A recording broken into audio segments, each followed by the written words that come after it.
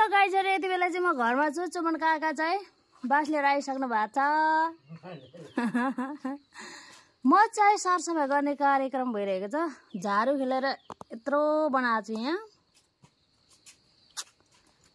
हाम्री आमा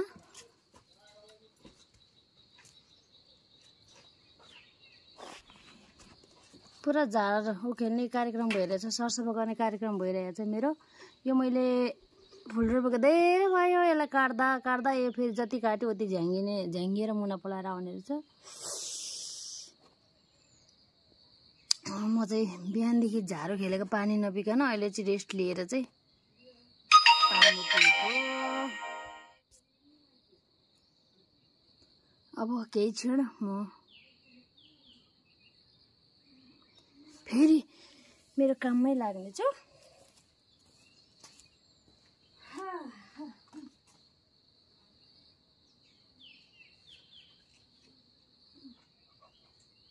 गाउँघरमा यस्तै त हो नि, सहर बजारमा सुकिलो मुकिलो भए जस्तो हुँदैन। काँडाले घोचरा लगाएको खाँसी हो।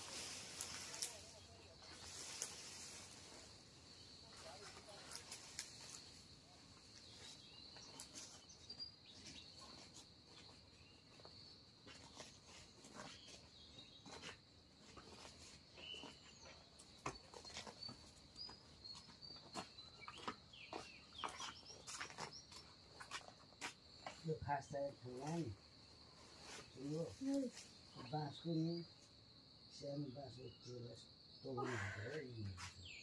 गाइजहरु, बिहान उठेदेखिको 20 मिनट देखेको मैले धेरै यहाँ सरसफाइ गरिसकेँ। खाजा पनि बाँकी छ। गलत थक्कै त हुन्छ। अब यसलाई यो तिहार पछाडि काका तिहारसम्म मात्रै, तिहार पछाडि सब यो काटिन्छ।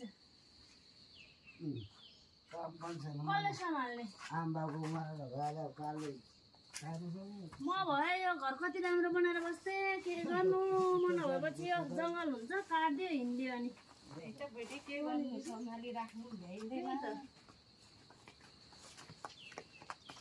किन चाहिँ ओहेको चाहिँ सेउला के अरे सेउला हुन्छ क्या ए सबै फाल्थेँ म त फेरि काँडाहरू पनि मिसेको छ दिदी काँडा मिसेको छ पनि अनि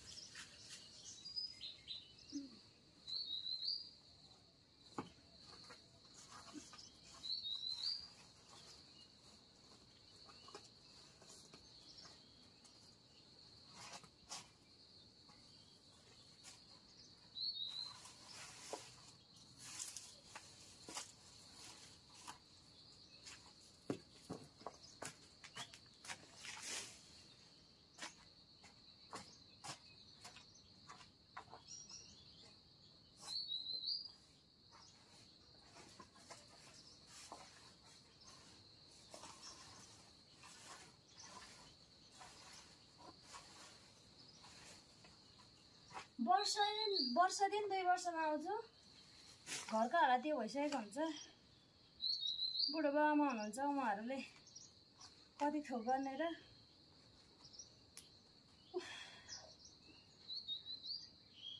गलेर हत्तो भइसक्यो कहिले ससो भइसक्ने हो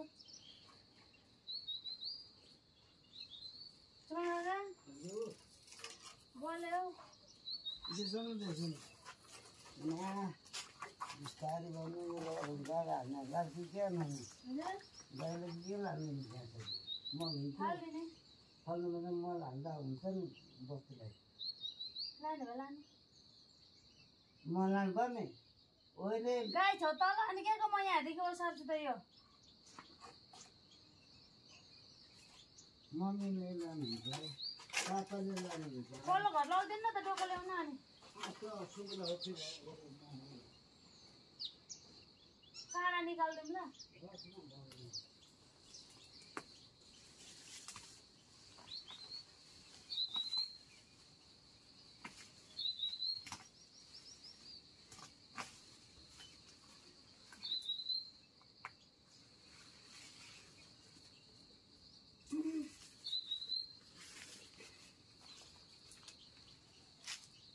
घाम नलाग्दियो त हुन्थ्यो मधुरो मधुरो हुँदैछ घाम लाग्दैन मलाई गाह्रो क्या पोलेर यस्तो गाह्रो हुन्छ फेरि